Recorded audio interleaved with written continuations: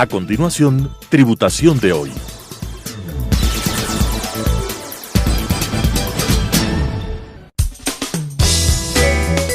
Clasificación A. Apto para todo público.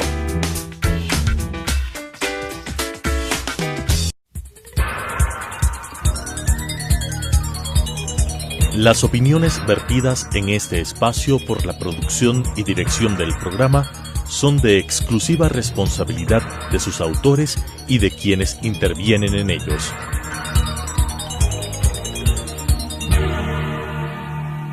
Telesucesos Canal 29 UHF presenta Tributación de hoy, un programa destinado para los ciudadanos en su entorno fiscal para el Ecuador, con la conducción de la doctora Cristina Trujillo. Tributación de hoy.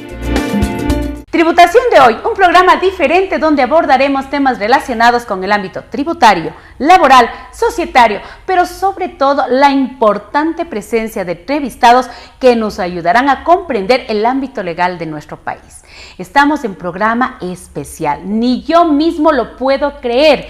Tengo una personalidad del ámbito tributario, un funcionario élite del Servicio de Rentas Internas, Ramiro Muela, director de la Zonal 1. Qué orgullo, privilegio, porque sé tu experiencia, tu trayectoria dentro del Servicio de Rentas Internas y para hablar un tema que definitivamente se ha puesto de moda, las microempresas. Ramiro, querido, Dios le pague por estar en tu programa Tributación de hoy. ¿Cómo estás, Ramiro? Bienvenido. Muchas gracias, Cristina, por tus gentiles palabras. Agradecer por el espacio para que haya ese vínculo entre el medio de comunicación que nos ha prestado el espacio y la administración tributaria, que definitivamente los contribuyentes, los contadores del gremio al que eres miembro y representas, se pueda tener la información de primera mano.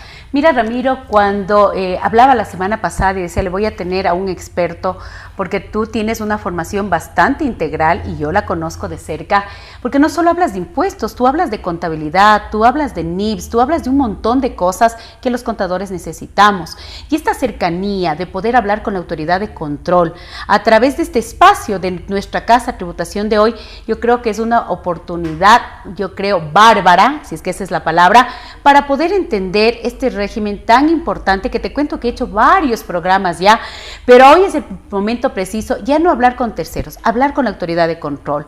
Cuéntanos, Ramiro, la importancia que representa para la administración fiscal, para el Estado, este importante sector de las microempresas. Sí, evidentemente el sector microempresario representa, podré decir cifras cerradas, tal vez del 90% de toda esta gran masa de contribuyentes. Los grandes contribuyentes son un número menor y va orientado hacia el 90% de contribuyentes. Entendiéndose ya, entrando en materia, las empresas consideradas como microempresas con esa clasificación y los emprendedores que entran en esta clasificación, conforme lo menciona el COPSI y el artículo 106 del reglamento, que claramente dice, aquellas sociedades, aquellas personas naturales que tengan ingresos hasta $300,000 y empleados de 1 a 9, pues estarán incluidos en este régimen, que como una propuesta de ley nació que era voluntario, sin embargo ya la ley que tenemos definitiva es un régimen obligatorio en el que deberán estar las compañías y las personas naturales al menos durante 5 años o al momento de que se superen las condiciones. Es decir, si alguien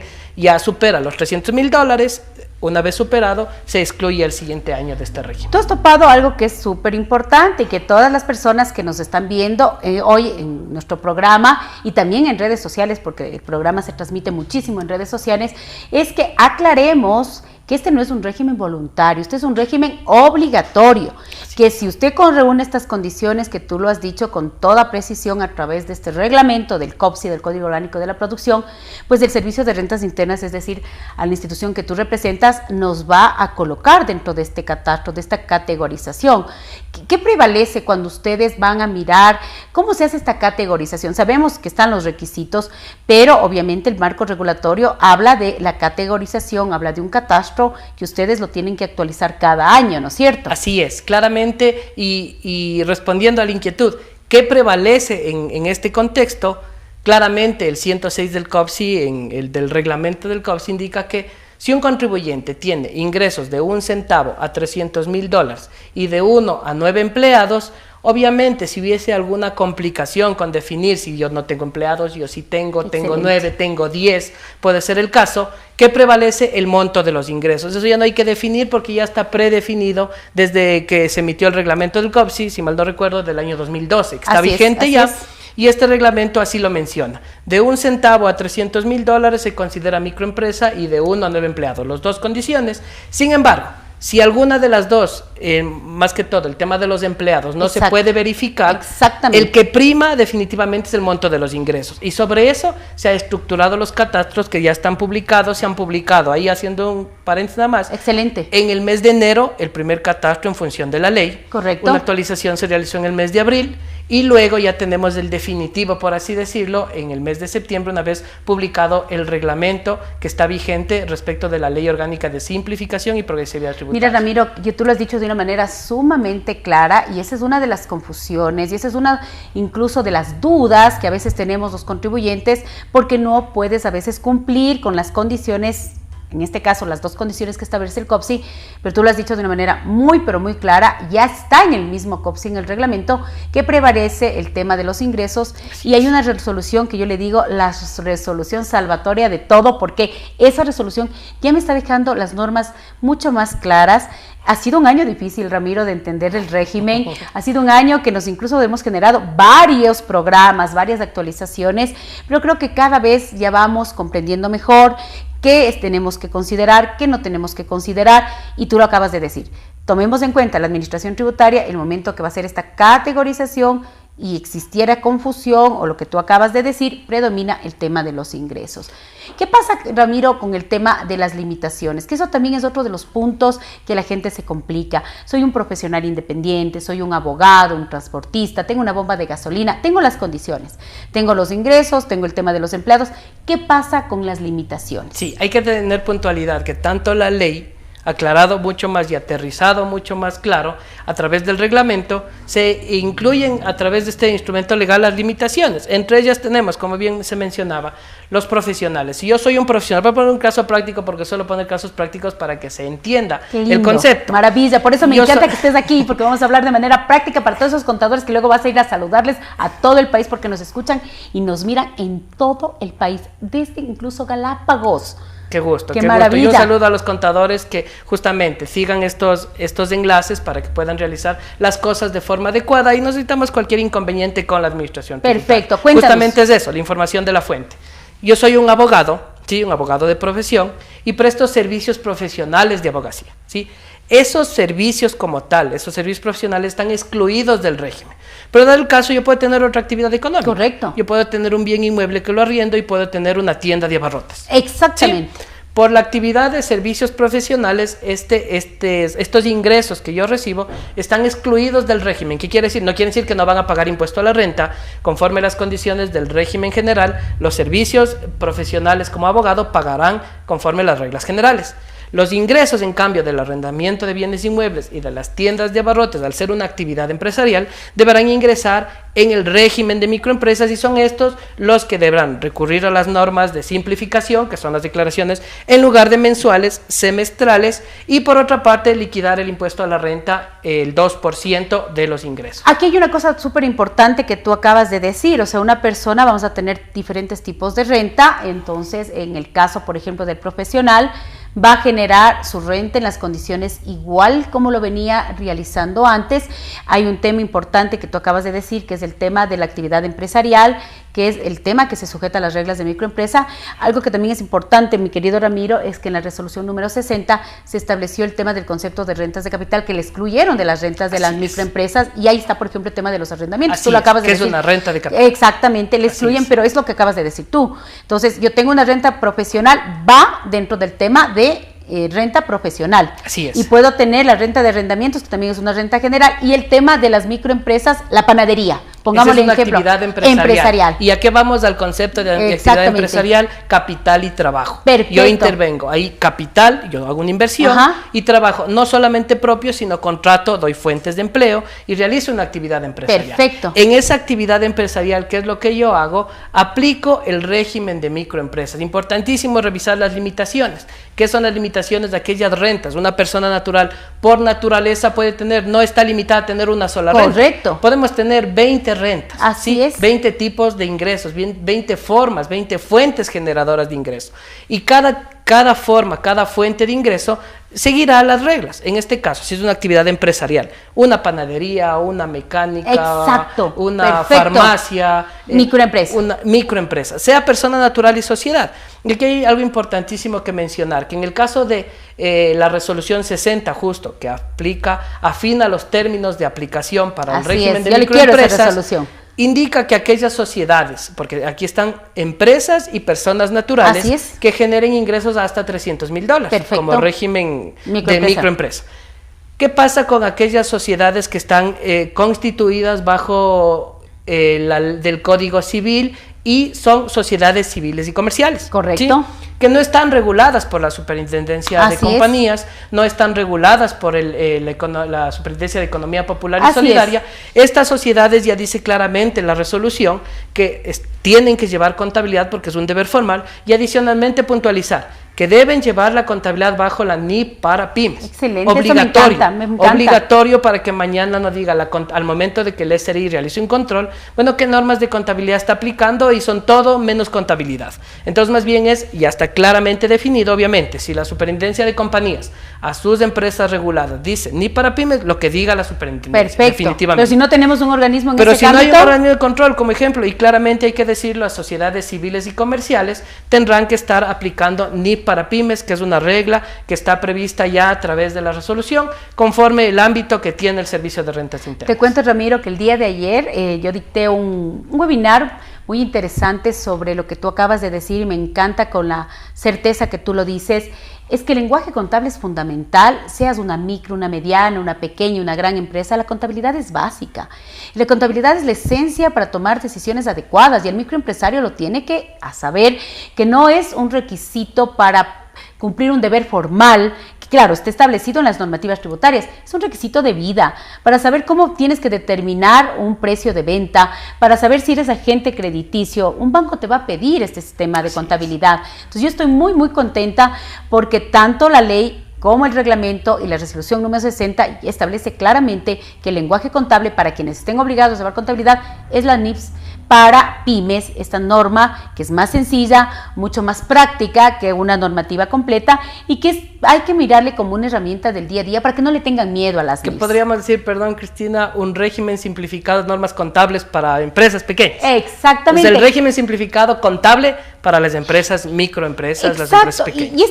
Y estas NIPS para pymes es para las empresas, yo digo de manera general, las grandes, las chiquitas, porque el Ecuador, ese es el único lenguaje que deberíamos tener, unas NIPS para pymes, ¿sí? Porque realmente nuestras condiciones como país no tenemos contabilidades tan grandes ni sofisticadas, contabilidades muy importantes, pero es yo creo que la norma adecuada. Y un tema que es importante puntualizar también, ahora mismo las inquietudes que he recibido también de los contribuyentes que están bajo la jurisdicción a la que ahora mismo represento es, bueno, yo como tengo que liquidar el impuesto a la renta respecto de los ingresos, bueno, ¿ya qué pasa con los gastos? Eso, en definitiva, los gastos deben seguir siendo respaldados en comprobantes de venta. Recordemos que el régimen cambia los deberes formales, simplificando los deberes formales y simplificando la forma del cobro del impuesto. No quiere decir que no deben respaldarse los gastos. Para efectos del IVA, es importantísimo tener una factura respecto de la cual se haya hecho una retención, y esa factura me va a generar crédito tributario en el caso de que yo venda bienes o preste servicios grabados con tarifa de IVA. Perfecto, ¿sí? Y te cuento que ahí hay una cosa importante, la gente piensa también, que no hay que respaldar, que viva, como pago por el ingreso, entonces puedo tener los gastos. No muy es bien que así. Tú lo recalques, ¿no? Y no es así, ¿y en medida de qué? Porque claramente se indicaba que los estados financieros son para eso, para mostrar a los varios usuarios, internos o externos. Y recordemos también que los estados financieros no sirven solo para la presentación de las declaraciones de impuesto a la renta. Obviamente nuestra normativa tributaria indica, el 20 y 21 de la ley indica que las declaraciones serán en función de los estados financieros. Así es, clarísimo, sin embargo, en el régimen de microempresas ya no considera, por así decirlo, los gastos para liquidar el impuesto a la renta, sino de forma simplificada, ingresos por el 2%, ese es el valor a pagar. Pero es importantísimo considerar que no para efectos tributarios solamente es que se presentan los estados financieros, sino es para un efecto laboral, el interés que tienen los trabajadores respecto de esa participación laboral, como se mencionaba, para efectos crediticios, para efectos de las entidades de control, porque no el SRI es el único que controla, tenemos las superintendencias, para los varios efectos, para todos los usuarios internos y externos, los estados financieros deben seguirse llevando y cumpliendo las normas contables vigentes y asimismo deben cumplir con los respaldos de los comprobantes de venta, seguirse respaldando, seguir en el caso de sueldos y salarios, por poner un ejemplo, deben seguir aportando al IES para que estos sueldos sean deducibles. O sea, no sean deducibles, sino que no tengas riesgos ni laborales ni sociales. Con lo que dice la normativa tributaria. Mira, Ramiro, tú acabas de topar algo que para mí es fundamental, y cuando sale este régimen de las microempresas y se habla que se tiene que generar una tributación sobre el 2% de los ingresos grabados,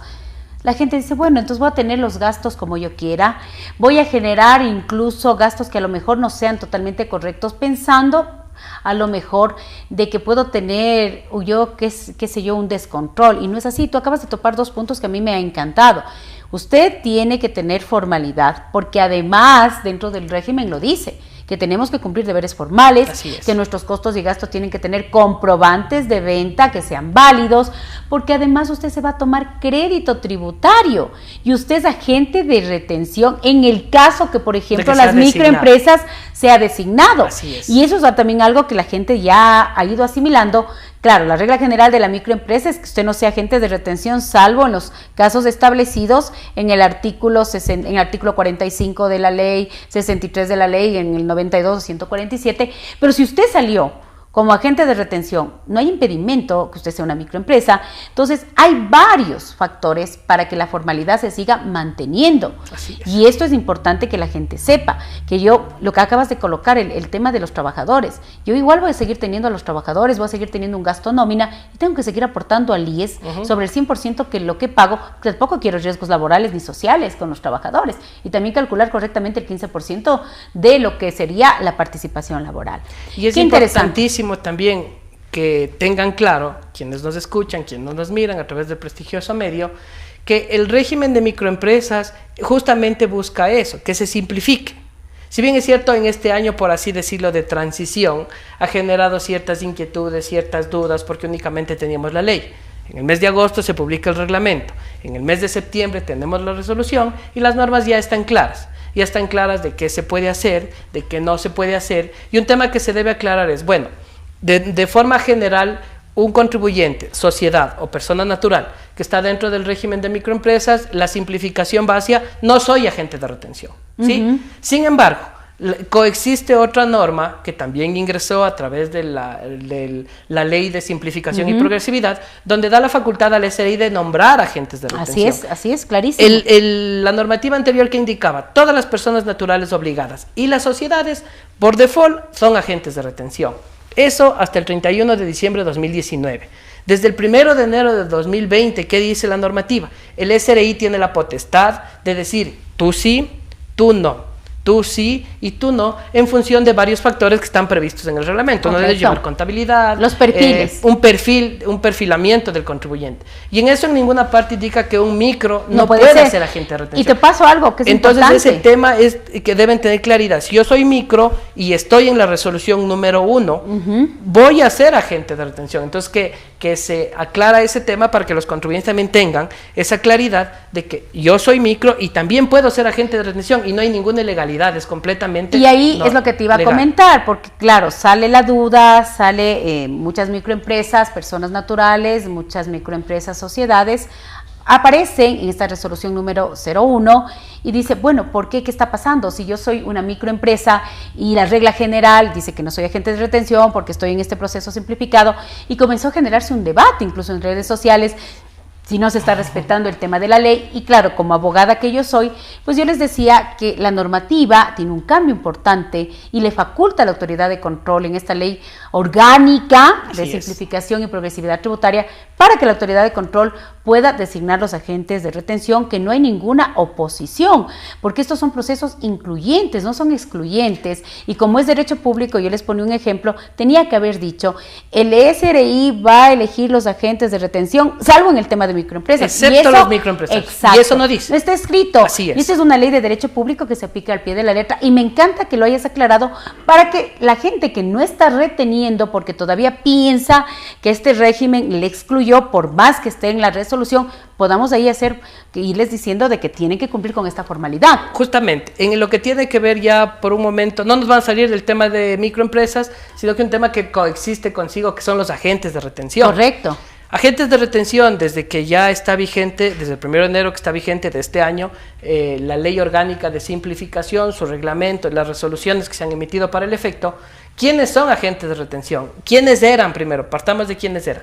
Todas las naturales obligadas y todas las sociedades. Eso era la dije. Esa era, en la universidad aprendimos eso y vea, usted aprende eso y es lo que enseñábamos en los cursos de tributación básica porque eso es lo que estaba escrito. Por mucho tiempo. Mucho tiempo. Yo les dice, ahora mismo, sí, estamos cambiando la metodología. ¿Y qué dice? Ahora, ¿quiénes son agentes de retención? De entrada, ¿quiénes? Los primeritos, los contribuyentes especiales. Así es. Segundo, ¿quién? Los que defina el SRI, y son los agentes de retención nombrados, ¿ya? Los que defina y están ya en la resolución número 1 publicada en la página web del SRI. Entonces, ¿qué tengo que hacer? Si yo soy Ramiro Muela, microempresario, primero me reviso en el catastro. Perfecto. ¿Estoy en el catastro de microempresa? Sí, soy microempresario. ¿Qué es lo que pasa? Tengo el cumplimiento de deberes formales de manera semestral, el pago de impuesto a la renta de manera semestral. En cambio, me voy a la resolución 1 de agentes de retención, me busco en esa resolución, porque es fácilmente que se pueden buscar, claro. Ramiro Muela, también soy agente de retención. Entonces ahí como que le generaba un shock a los contribuyentes, claro. Porque no hay ningún inconveniente, siendo microempresario, también soy agente de retención, entonces yo voy a seguir realizando las retenciones en función de las transacciones que yo haga, en la compra de bienes, en la compra de servicios. En las condiciones normales de un agente de retención. Como siempre se ha venido realizando. Esa parte es importante y yo creo que ya con la palabra del SRI aquí y que ya se pueda realmente difundir esto de que no se preocupe, no se está contradiciendo ninguna ley. Si usted es microempresario y es agente de retención, va a hacer retenciones sobre todos los pagos que le corresponde a un agente de retención, tanto en IVA como en renta, y ya no solo en aquellos pagos definidos estrictamente para los microempresarios dentro de su regla general. Lo que tú acabas de decir, la información es pública, tenemos los catastros, tenemos las resoluciones y tenemos un montón de cosas que hablar contigo y el tiempo se nos va pasando.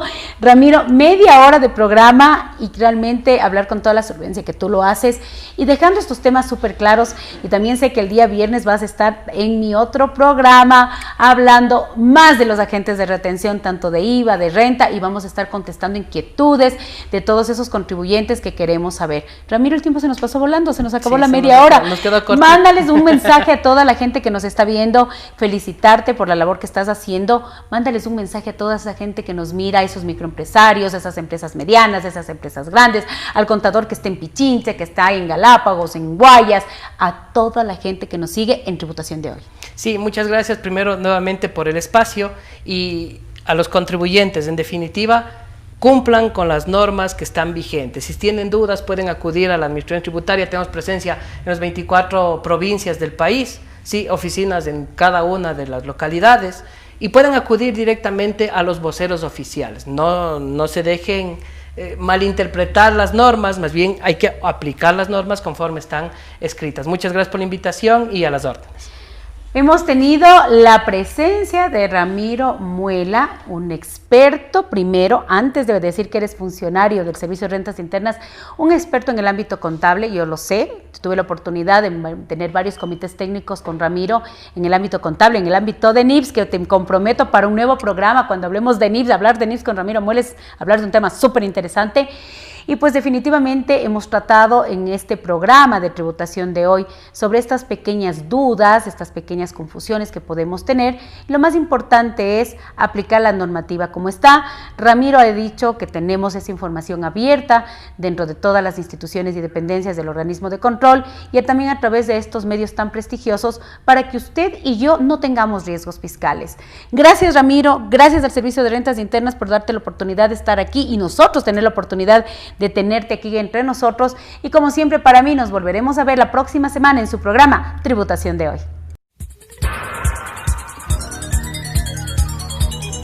Las opiniones vertidas en este espacio por la producción y dirección del programa son de exclusiva responsabilidad de sus autores y de quienes intervienen en ellos.